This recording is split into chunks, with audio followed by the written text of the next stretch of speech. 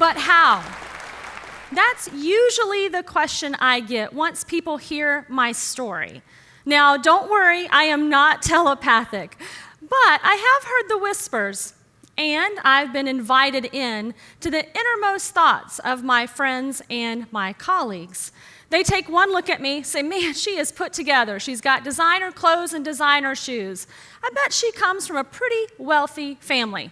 Dad probably had one of those corporate jobs up in one of those high towers. And yes, Mom, she was lunching with the ladies down at the local country club. Well, my story is far from that. Have you ever wanted to know what it feels like to be the redheaded stepchild? Just ask me. Yeah, I'm the redhead with freckles from a broken home who was picked on and bullied because she didn't look like anyone else. If my red hair wasn't enough, how about the fact that most of my clothing came from the local discount store? There was no way that my family was ever going to be able to buy me one of those members-only jackets. Remember those? They were all the rage in the early 80s. But the interesting thing is I did know luxury and I did know success. Not because it was in my home or because it was in my community, but because I saw it in action.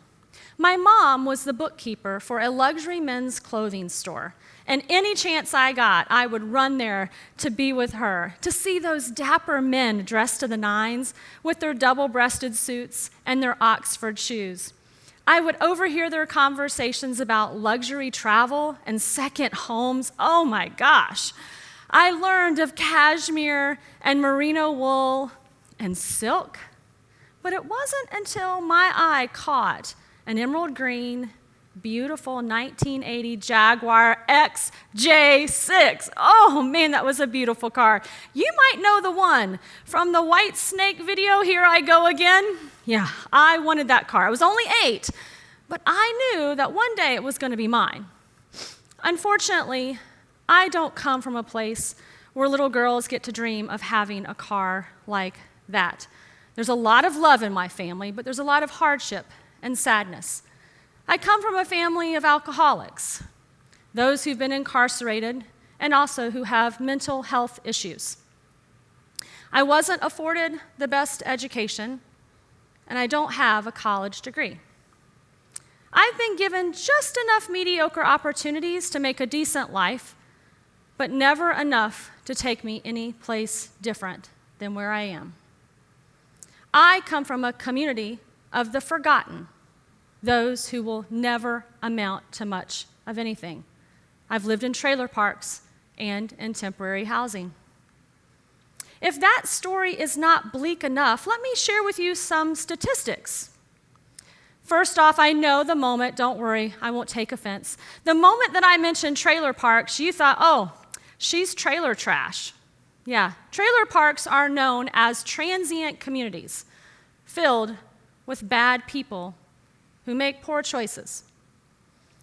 The annual family income for somebody who lives in a trailer park community is just above the poverty line at $28,400.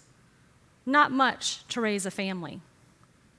If that wasn't enough to prevent me from being successful, how about these beautiful red locks?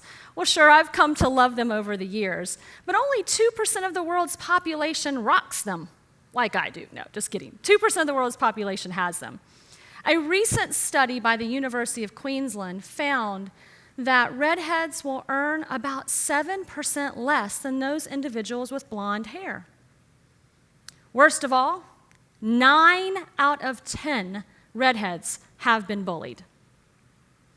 Now, I shouldn't have to tell you guys this. I'm a woman, and women alone have a hard road ahead of them. We are set to earn 80% of the income that a man will earn. And an organization, only about 6 of them have chief executive officers running their organization. And that is why I am awfully proud to stand before you today and say that I have beat all of those statistics.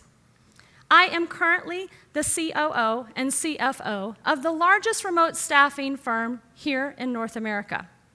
I'm also the co-host of a thriving podcast. One of the things I'm most proud of, though, is my personal life.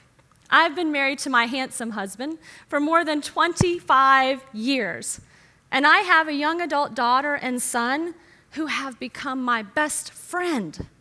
We have traveled the world together, and I've owned some beautiful homes, and on occasion, I've been known to spoil myself with some pretty fancy shoes.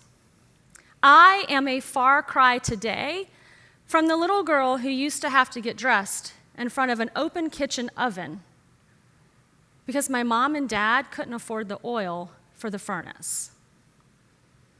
Now, that's a pretty bleak story to tell. But the fun thing about it is, and my mom still doesn't know this today, is that when I would go to work with her, it actually started to create this narrative. Now, I didn't see success in my community, and I didn't see it in my family, but all of a sudden, it became within my reach. It became attainable. Now, the two words that my 8-year-old little self didn't have was self-efficacy. I've done some research, and I know that the difference between me and maybe my peers, my friends who lived in those same communities and lived in those same homes was these two words. Now, back in 1977, a Canadian-American professor, Albert Bandura, came across this theory.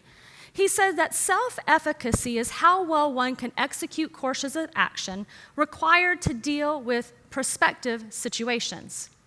He goes on to say that unless people believe they can produce desired effects by their actions, they have very little incentive to undertake activities or to persevere in the face of difficulties. Whatever other factors serve as guides and as motivators, they are rooted in the core belief that one has the power to affect one's actions. Pretty cool, right? Now, self-efficacy is not the same as self-confidence. Self-confidence is the foundation for it, but they're very much different. See, self-efficacy takes self-confidence and it puts actions to those dreams. Now, when I was 8 years old, I didn't have Beyonce, but Beyonce says it better than anybody else I know. She says, I see it, I dream it, I work hard, and I grind until I own it. I think all of us need to hear her words, and we need to follow her advice to reach the dreams and to reach the success that is just within our reach. Now, I am not here to say that you can will your way into success. And absolutely, I hate to break it to you, positive thinking is not going to be the currency to buy your dream car. But I do believe that it is the fuel that helps you create the plan so that you can reach that. Now listen, the men in that store gave me perspective. I no longer saw my challenges, my deficiencies.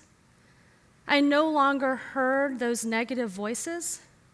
I created a roadmap to own a Jaguar, because to me, that was the epitome of success. I want to ask you today, what did your 8-year-old self believe that you could be that you've now talked yourself out of? Now, I am not here to tell you that all the strong characteristics that sell books and online courses and that you pay those high-powered coaches to tell you did not help me reach my success. Of course they did. I had to believe in myself, and I had to know that I was great enough to get there. But I also had to create a plan in order to do it. Now, self-efficacy gives you success patterns. It helps you define who you let in your inner circle. It helps you to understand who should challenge you, who should encourage you. And it also stops those voices in your head that you learned a really long time ago because of your position in our society. Now, at the beginning of each year, there's a lot of folks who will sit down and pray, meditate, trying to find their word of intention for the year.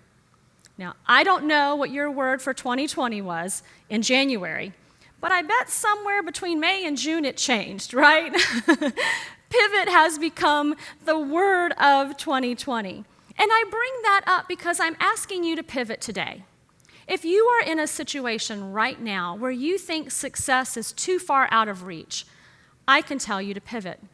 See, as humans, we are very, very resilient, and we have the power to change.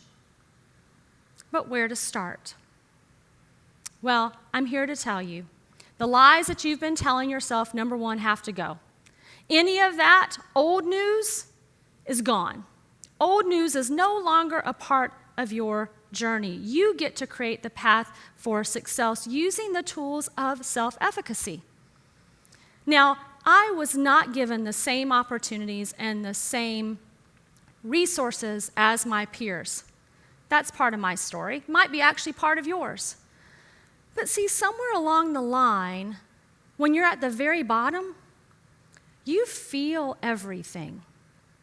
You feel the stares, you hear the whispers. You know that nobody thinks you are going to be anything more than that. And so because of that, I have this enormous amount of empathy inside of me. I'm a great encourager, I'm a great friend, and I'm a great confidant.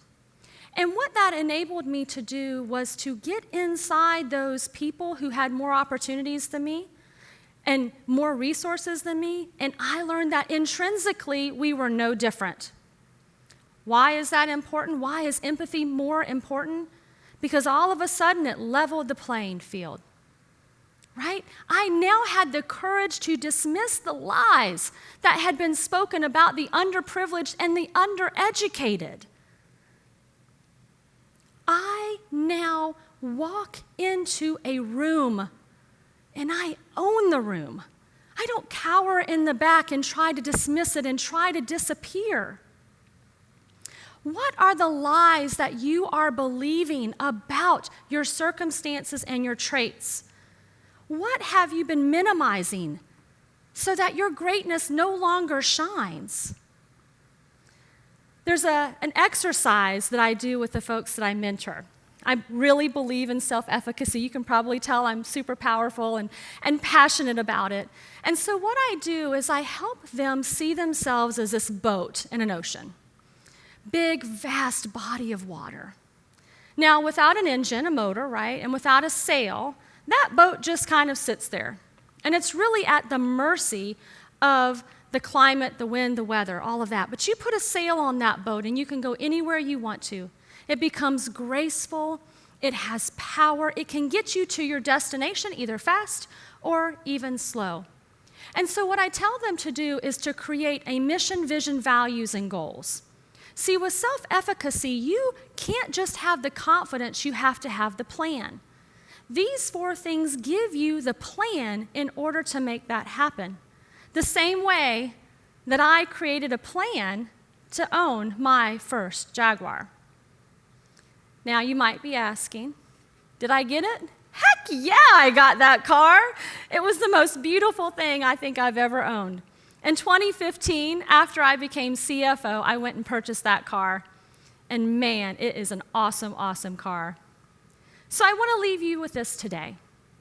It's a quote by my favorite English novelist, George Eliot. She goes on to say, "It is never too late to be what you might have been."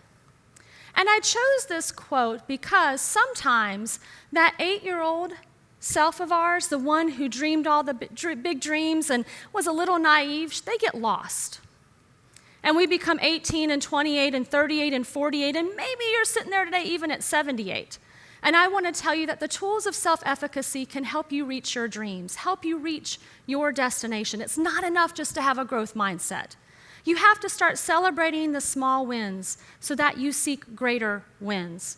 You have to find people to model yourself after, model that successful life after.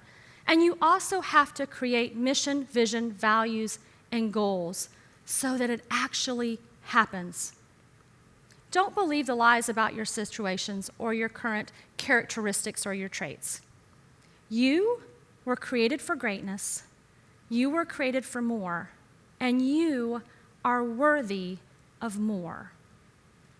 Thank you.